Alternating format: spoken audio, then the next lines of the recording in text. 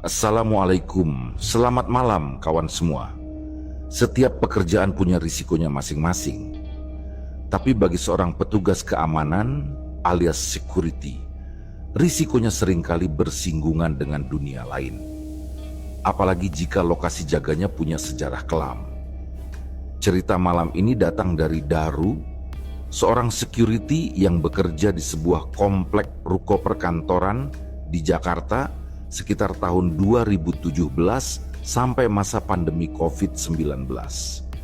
Komplek ruko ini unik, dibangun di atas bekas sawah dan tepat di bagian belakangnya, sejajar dengan tembok pagar adalah pemakaman umum yang masih aktif. Jadi bisa dibayangkan, basement ruko ini lembab, gelap, dan ramai saat malam tiba. Namun teror sesungguhnya bukan datang dari kuburan belakang, tapi dari jalan raya depan. Sebuah kecelakaan maut yang membuat Daru harus berhadapan dengan arwah yang masih merasa punya tanggung jawab pekerjaan. Siapkan kopi kalian, pastikan pos jaga kalian aman. Dan mari kita masuk ke ceritanya. Daru adalah tipikal security yang berani dan loyal.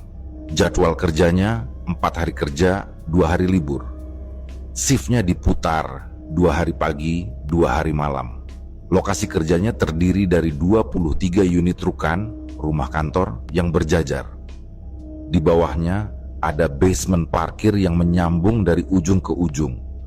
Kondisi basement ini selalu lembab dan becek. Konon karena tanahnya bekas sawah, ada mata air yang terus merembes keluar. Ditambah lagi, posisinya lebih rendah dari kuburan di belakang ruko. Tapi bagi Daru, gangguan suara atau sekelebat bayangan di basement itu makanan sehari-hari. Ia lebih takut sama maling daripada hantu. Sampai akhirnya masa pandemi COVID datang. Saat pandemi, ruko-ruko itu sepi. Karyawan work from home atau WFH. Daru sering jaga sendirian di pos depan, ditemani keheningan jalan raya yang biasanya macet total. Di masa-masa sepi inilah, sebuah tragedi terjadi tepat di depan matanya. Malam itu, sekitar pukul 1 dini hari, Daru sedang jaga shift malam sendirian. Rekan shiftnya izin sakit, jadi ia harus backup full area. Daru baru saja menyeduh kopi hitam, duduk santai di pos depan dekat pintu gerbang utama yang sudah digembok rapat. Jalan raya di depan ruko sepi nyaris mati. Tidak ada kendaraan lewat. Tiba-tiba, dari kejauhan terdengar suara motor Matic melaju kencang. Suaranya makin dekat, makin nyaring. Daru sempat membatin. Ngapain nih orang ngebut-ngebut jam segini? Belum sempat pikiran itu selesai, suara hantaman keras memecah malam. Suaranya seperti ledakan bom. Tanah di pos jaga terasa bergetar sedikit. Daru langsung loncat dari kursinya. Ia melongok ke balik pagar besi. Sekitar 20 meter dari posnya, di tengah kegelapan jalan, ia melihat sesuatu yang mengerikan. Sebuah motor metik terbalik di pinggir trotoar. Rodanya menghadap ke atas dan bannya masih berputar kencang. Asap mengepul dari mesin motor yang hancur. Tapi pengendaranya tidak terlihat. Daru panik. Kunci gembok pagar ada banyak, susah kalau harus cari satu-satu. Tanpa pikir panjang, ia memanjat pagar besi setinggi 2 meter itu. Lompat ke seberang. Ia berlari kencang menuju lokasi kejadian. Begitu sampai di TKP, Daru lemas. Pengendara motor itu seorang driver ojek online berjaket hijau. Posisinya terjepit di antara 2 tiang listrik dan tembok pagar. Tubuhnya terlipat aneh, tapi yang bikin Daru merinding, tangan kanannya masih memegang stang motor yang tergeletak. dan jari-jarinya masih kaku menarik gas. Itulah sebabnya roda motor masih berputar kencang meski motornya sudah terbalik. "Astagfirullah!" teriak Daru. Daru mematikan kontak motor paksa. Roda berhenti berputar. Suasana hening seketika. Hanya suara napas Daru yang memburu. Daru mencoba mengevakuasi korban. Ia menarik motor yang menindih kaki korban, lalu mencoba menarik tubuh si driver yang terjepit di tiang listrik. Keras, susah sekali. "Tolong tahan sebentar, Mas," ucap Daru, meski ia tahu korban sudah tidak merespons. Dengan sekuat tenaga, Daru menarik tubuh korban. Akhirnya terlepas. Tubuh itu limpung, jatuh ke pelukan Daru. Daru menahan tubuh korban di dadanya, menyandarkannya ke badannya agar tidak jatuh ke aspal. Saat itulah darah segar mengucur deras dari kepala korban. Darah itu membasahi seragam safari putih Daru, merembes ke dada, ke perut, sampai ke celana. Amis darah langsung menyengat hidung Daru. Daru membawa korban ke pinggir trotoar, menyandarkannya di tempat yang lebih aman. Ia berdiri di pinggir jalan, melambai-lambaikan tangan dengan baju penuh darah, mencoba menyetop mobil yang lewat. Sebuah mobil melaju kencang. Pengemudinya melihat Daru yang berlumuran darah di tengah malam sepi. Alih-alih berhenti, mobil itu malah tancap gas. Mungkin dikira begal atau hantu. Akhirnya, ada sesama rekan ojol yang lewat dan berhenti. Tak lama kemudian, rombongan komunitas ojol datang, polisi datang, ambulans datang. Keramaian memecah kesunyian ruko. Daru mundur perlahan, tugasnya selesai. Ia melihat seragamnya. Putih berubah jadi merah pekat, baunya bikin mual. "Aku balik ke pos dulu, mau bersih-bersih," gumam Daru. Ia tidak tahu bahwa darah yang menempel di bajunya itu bukan sekadar noda. Dan si driver ojol itu, dia akan datang lagi untuk menyelesaikan pekerjaannya yang tertunda. 2 hari setelah kejadian kecelakaan maut itu, Daru kembali masuk shift malam. Rekan jaganya masih sakit, jadi ia kembali harus berjaga sendirian menjaga unit ruko yang gelap gulita. Pukul 2 dini hari. Suasana ruko hening. Pagar utama sudah digembok rapat. Lampu jalan remang-remang. Daru sedang duduk di dalam pos sambil memantau CCTV, sesekali menyeruput kopinya agar tetap terjaga. Saat ia menengok ke arah pagar depan, matanya menangkap siluet orang. Ada seseorang berdiri di luar pagar besi. Bukan di depan pintu gerbang, tapi di bagian tengah pagar yang tertutup rapat.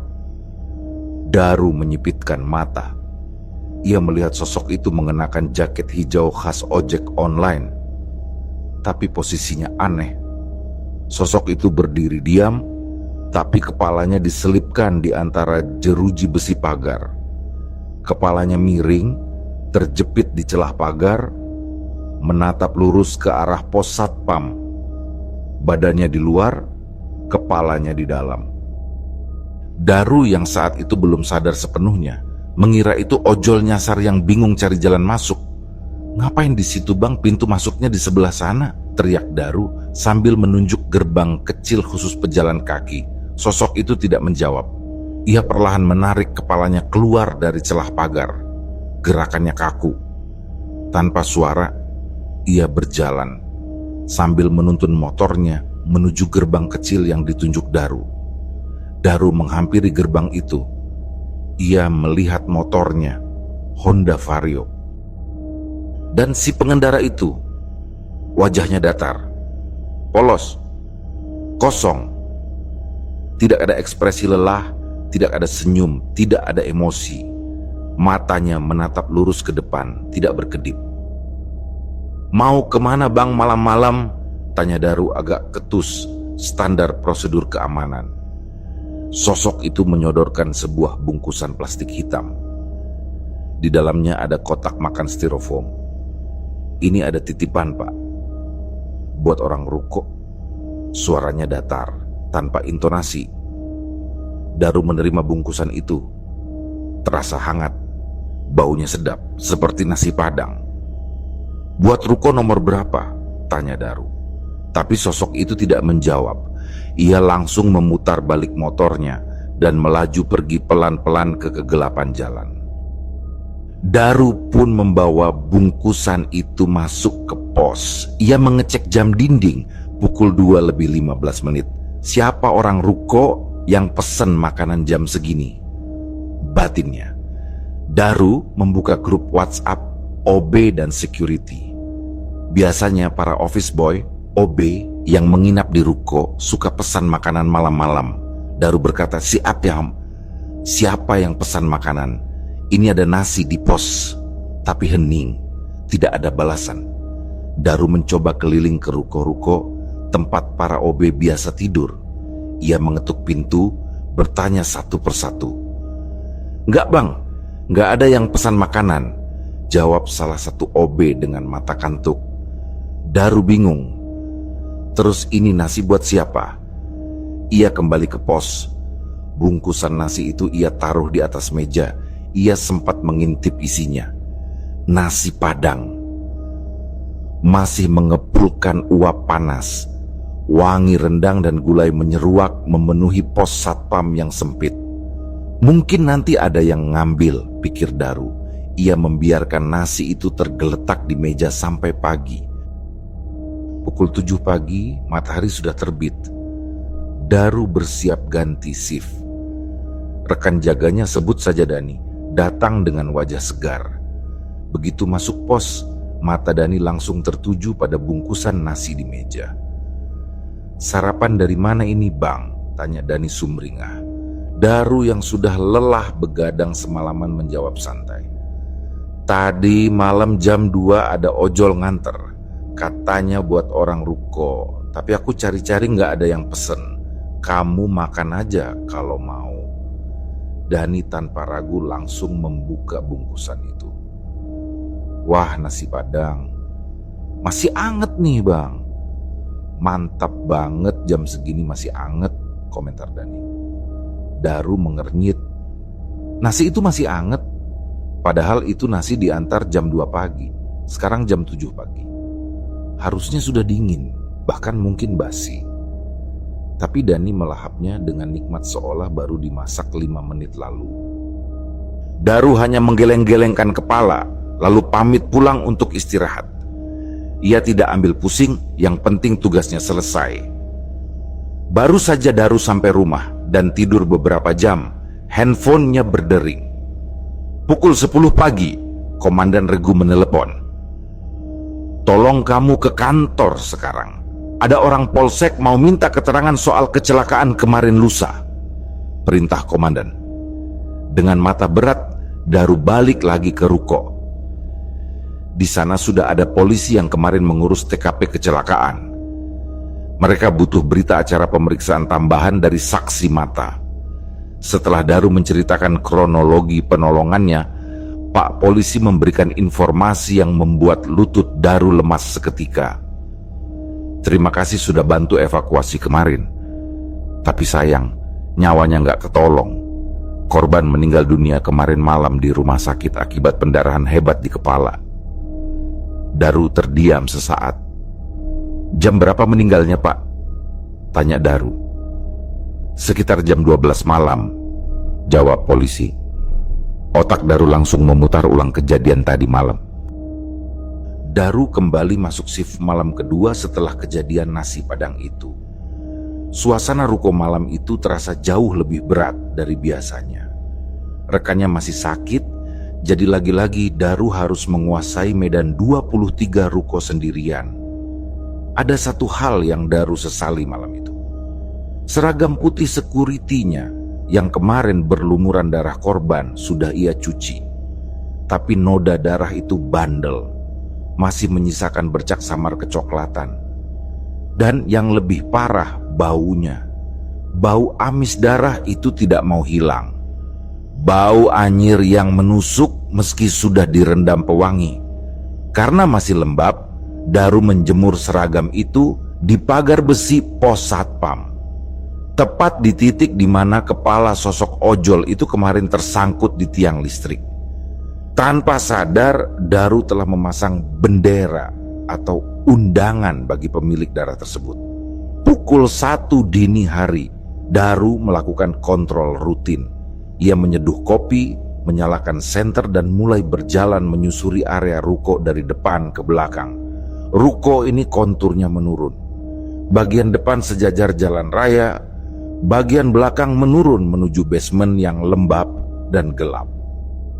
Saat Daru berjalan menuruni jalan aspal menuju area belakang, langkahnya terhenti. Di pojok basement yang gelap, cahaya senternya menangkap sesuatu. Ada pantulan cahaya atau scotch light. Pantulan garis putih keperakan yang biasa ada di jaket driver ojek online. Daru menahan napas. Ia mengarahkan senternya lurus ke arah pojok itu. "Siapa di situ?" teriak Daru, mencoba berani. Cahaya senter menembus kegelapan, dan di sanalah dia. Sosok ojol itu duduk diam di atas motornya yang terparkir di pojokan gelap. Ia masih mengenakan jaket hijau yang sama. Helmnya ditaruh di stang.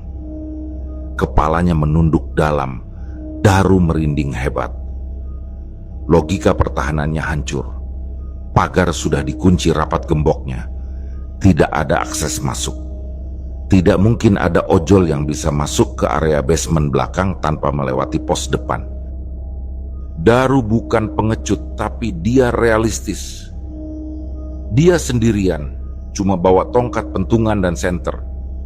Melawan manusia jahat dia berani, tapi melawan orang yang sudah mati, itu beda urusan.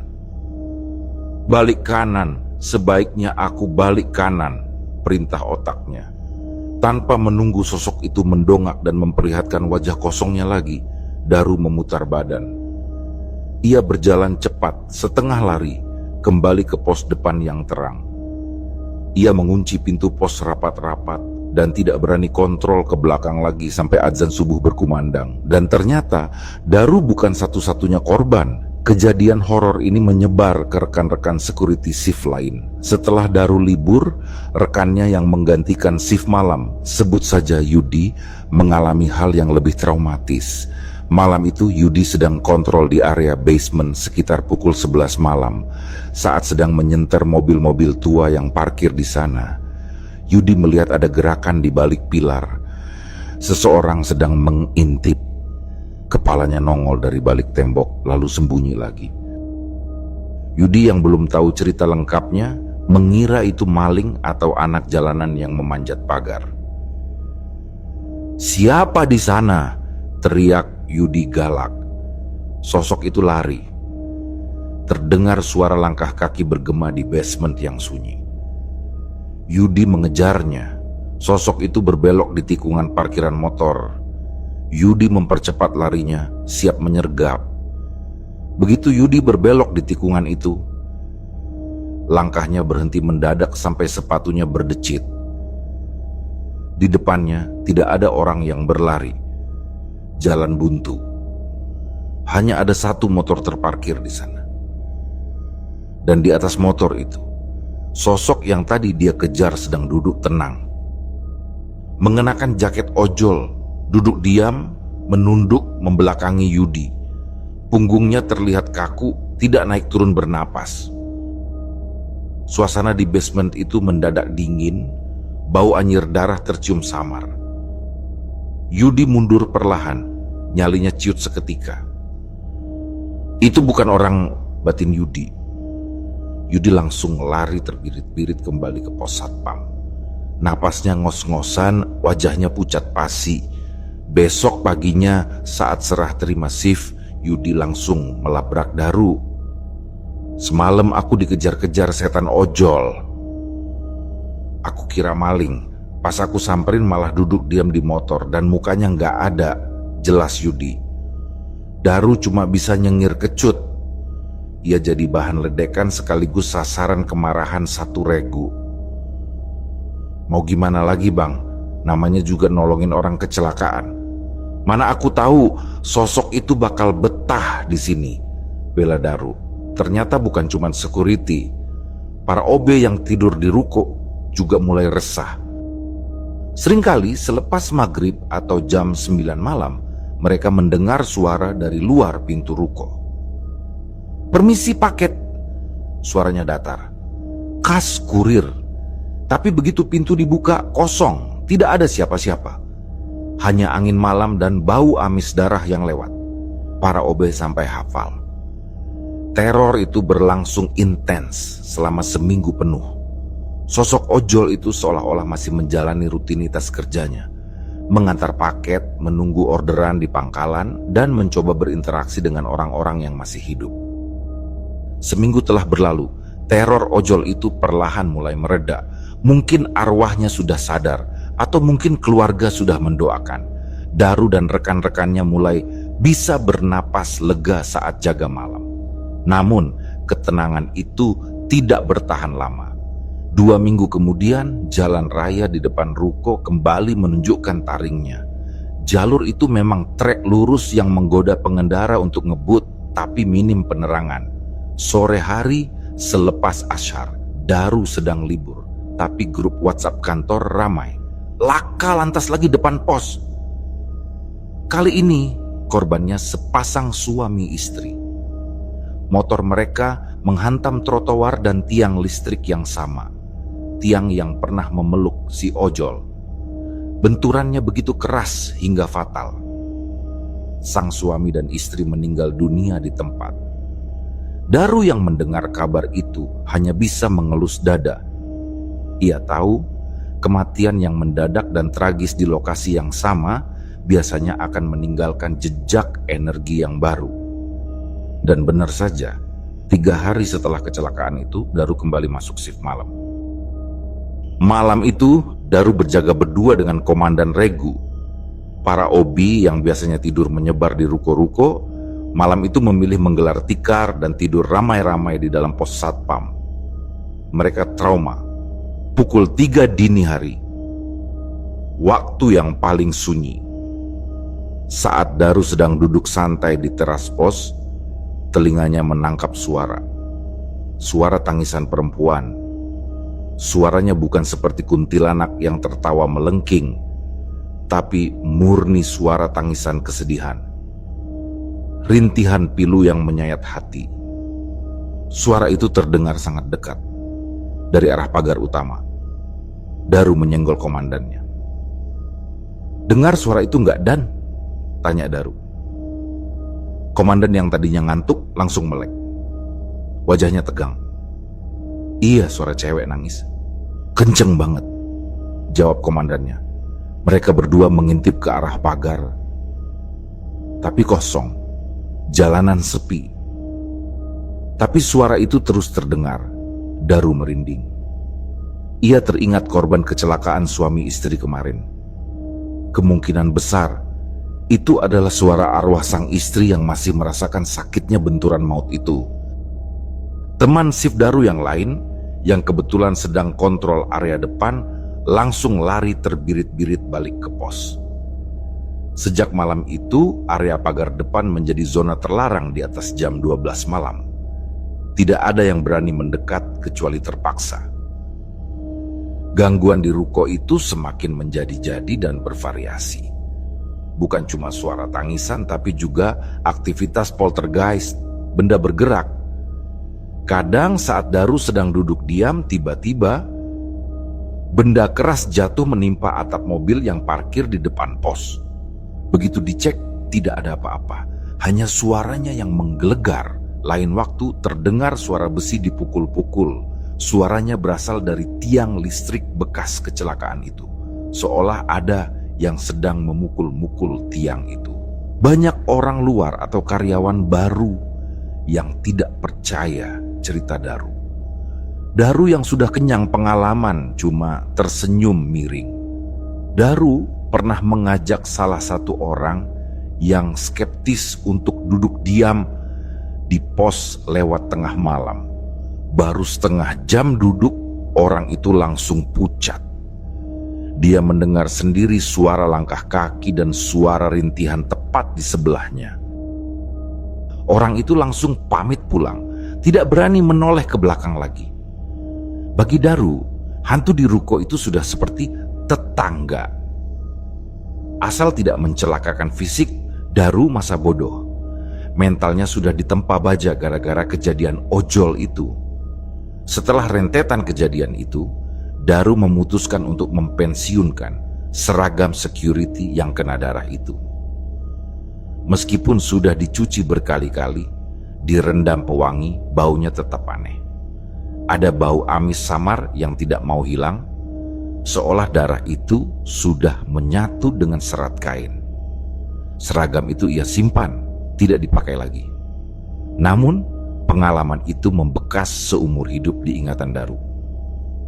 Ia belajar satu hal, menolong orang itu wajib, tapi kita juga harus siap dengan risiko selanjutnya.